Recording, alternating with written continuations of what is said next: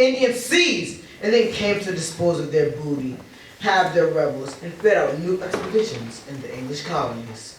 Vanderskamp had served in this hopeful school, and having risen to importance among the buccaneers, had pitched upon his native village and early home as a quiet, out-of-the-way, unsuspected place, where he and his comrades, while anchored at New York, might have their feasts and concert their plans without molestation.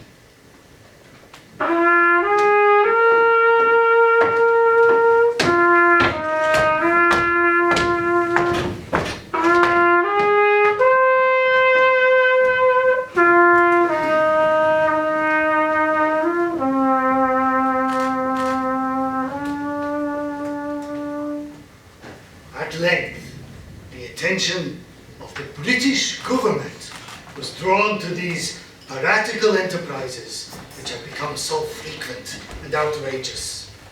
Vigorous measures were taken to check and punish them. Several of the most noted freebooters were caught and executed. 3 Vanderskamp's chosen comrades, The most riotous swashbucklers of the wild goose. were hanged in chains on Gibbet Island, in full sight of their favorite resort.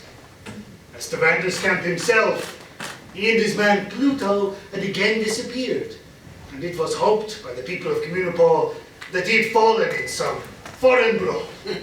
Or been swung on some foreign gallows.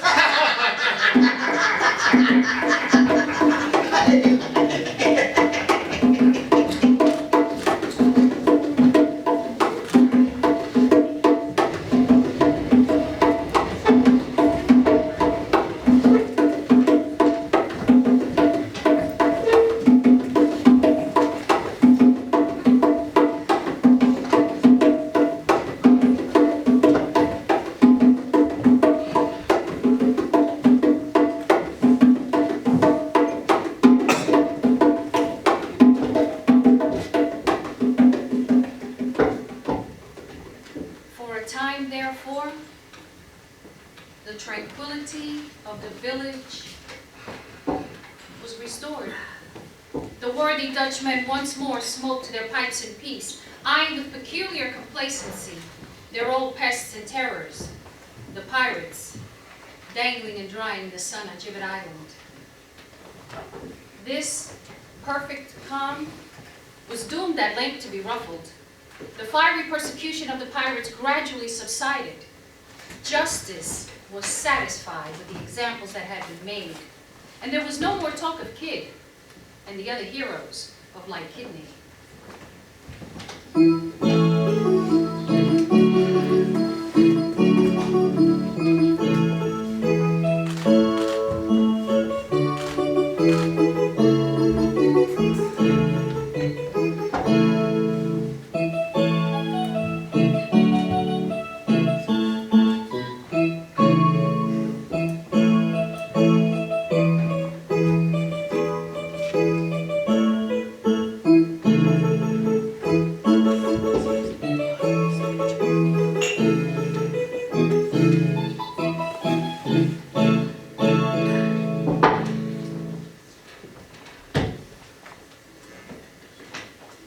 Calm summer evening. A boat, somewhat heavily laden, was seen pulling into Communipaw. What was the surprise and disquiet of the inhabitants to see Jan Jost Vanderskamp seated at the helm, and his man Pluto tugging at the oars. Vanderskamp, however, was apparently an altered man. He brought home with him a wife who seemed to be a shrewd and to have the upper hand of him.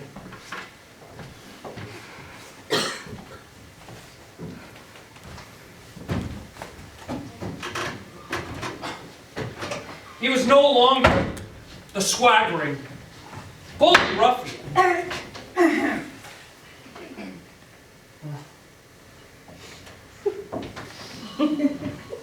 But affected the regular merchant, and talked of retiring from business and settling down quietly to pass the rest of his days in his native place. The Wild Goose Mansion was again open, but with diminished splendor and notoriety. It is true, Vanderskamp had frequent nautical visitors.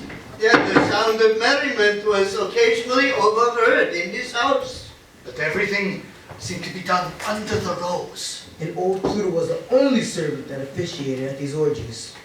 The visitors were by no means of the turbulent stamp of their predecessors, but quiet, mysterious traders, full of nods, winks, and hieroglyphic signs, with whom, to use their cant phrase, Everything was small.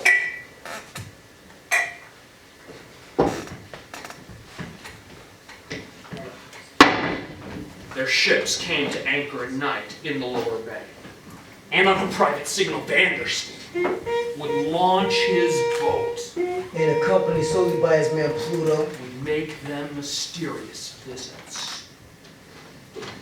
Sometimes boats pulled in at night in front of the Wild Goose, and Vanderskamp and his comrades unloaded our various articles of merchandise in the dark. Nobody knew whither. one of the more curious of the inhabitants kept watch and caught a glimpse of the features of some of these night visitors by the casual glance of a lantern, and declared that he recognized more than one of the freebooting frequenters of the Wild Goose of former times, from whence he concluded that Vanderskamp was at his old game, and the mysterious merchandise was nothing more nor less than piratical plunder.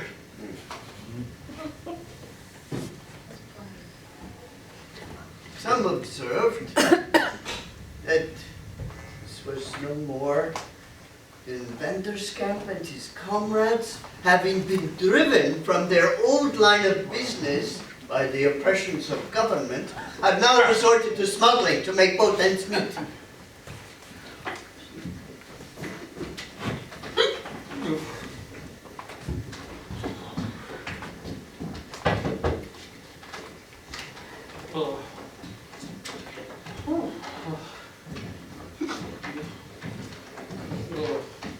Be that as it may, I come now to the extraordinary fact which is the butt end of this story. It happened late one night that Yanyas Vanderskamp was returning across the broad bay in his light skiff, rowed by his man Pluto. He had been carousing on board of a vessel, newly arrived, and was somewhat obfuscated in intellect by the liquor he had imbibed. It was a still, sultry night. A heavy mass of lurid clouds was rising in the west with the low muttering of distant thunder. Vanderskamp called on Pluto to pull lustily, that they might get home before the gathering storm. the old Negro made no reply, but shaped his course as to skirt the rocky shores of Gibbet Island. A faint creaking overhead caused Vanderskamp to cast up his eyes when, to his horror, he beheld the bodies of his three-pot companions and brothers in iniquity dangling in the moonlight. Their rags fluttering and their chains creaking. As if they were slowly swung backward and forward by the rising breeze. What do you mean, you blockhead? Cried Vanderskamp. By pulling so close to the island. I thought you'd be glad to see your old friends once more. Growled the Negro. You were never afraid of a living man. What do you fear from the dead? Who's afraid? Hiccuped Vanderskamp, partly heated by liquor, partly nettled by the jeer of the Negro. Who's afraid? Hang me! But I would be glad to see them once more, alive or dead at the Wild Goose. Come, my lads in the wind! Continued he. Taking a draught and pushing the bottle above his head. Here's fair weather to you in the other world. And if you should be walking the rounds tonight, odds fish, but I'll be happy if you will drop in to supper. A dismal creaking was the only reply. The wind blew loud and shrill, and as it whistled round the gallows and among the bones, sounded as if they were laughing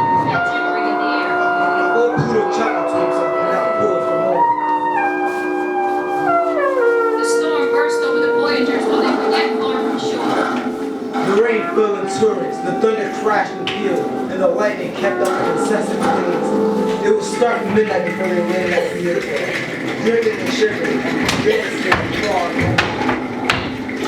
He was completely sobered by the storm. The water soaked from without, having diluted and cooled the liquor within. Arrived at the Wild Goose, he knocked timidly and dubiously at the door, for he dreaded the reception he was to experience from his wife. He had reason to do so. She met him at the threshold in a precious ill humor.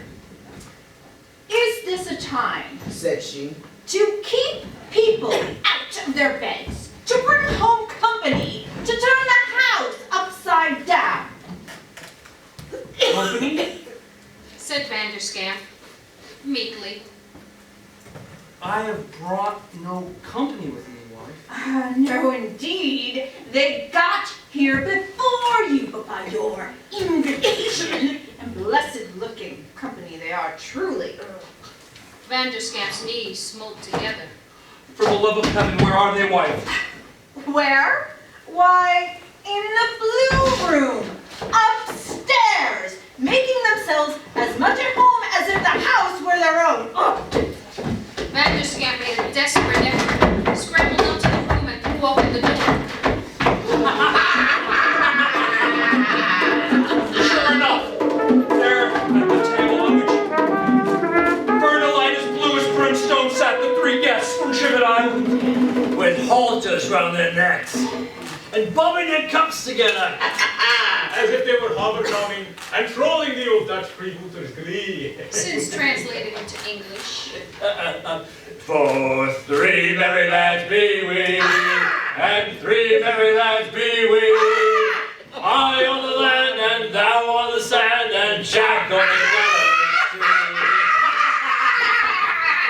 Vanderskamp saw and heard no more. starting back the corridor, he missed his footing on the landing place. And fell from the top of the stairs to the bottom. He was taken up, speechless.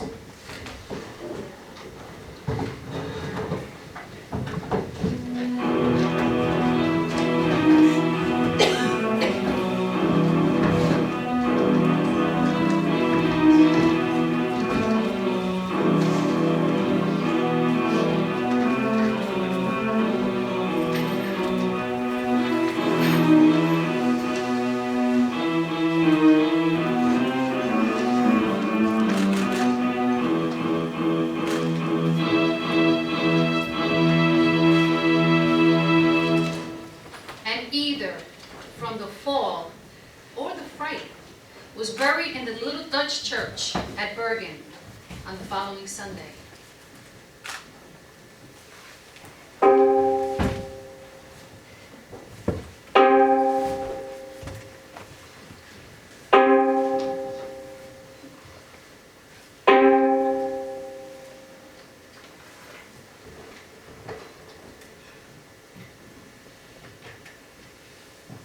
From that day forward, the fate of the wild goose was sealed. It was pronounced a haunted house and avoided accordingly. No one inhabited it, but Vanderskamp's shrew of a widow. And old Pluto, they were considered a little better than his hobgoblin visitors. Pluto grew more and more haggard and morose. He looked more like an imp of darkness than a human being. He went about muttering to himself, or as some hinted, was speaking to the devil, though unseen, was ever at his elbow. Now and then he was seen pulling about the bay in his skiff alone, in dark weather or at the approach of nightfall. Nobody could tell why, unless on an errand to invite more guests from the gallows. Indeed, it was affirmed that the Wild Goose continued to be a house of entertainment for such guests, and that on stormy nights the Blue Chamber was occasionally illuminated, and the sounds of diabolical merriment were overheard mingling in the howling of the tempest.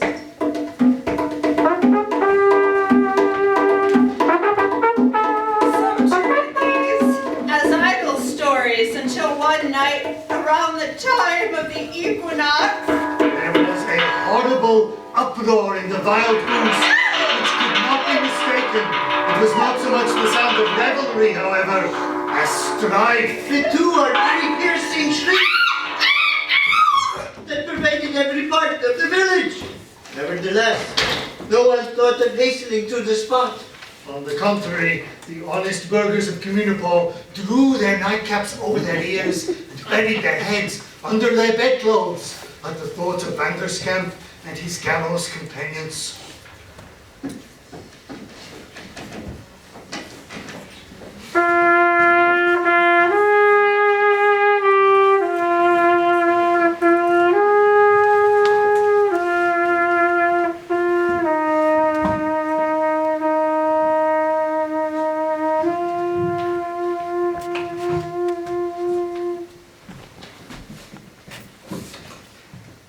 The next morning, some of the bolder and more curious undertook to reconnoiter.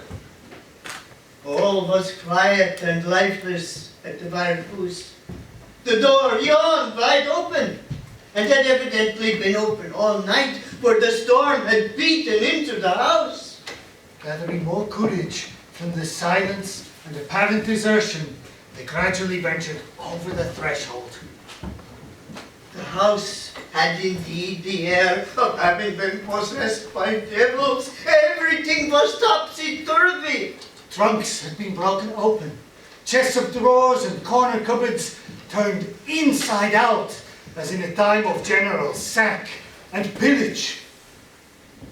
But the most woeful sight was the widow of Janos Vanderskamp, extended a corpse on the floor with the marks of a deadly gripe on the windpipe. All now was conjecture and dismay at Communipaw, and the disappearance of old Pluto, who was nowhere to be found, gave rise to all kinds of wild surmises. Some suggested that the Negro had betrayed the house to some of Vanderskamp's buccaneering associates, and that they had decamped together with the booty. Others surmised that the Negro was nothing more nor less than a devil incarnate, who had accomplished his ends and made off with his dues.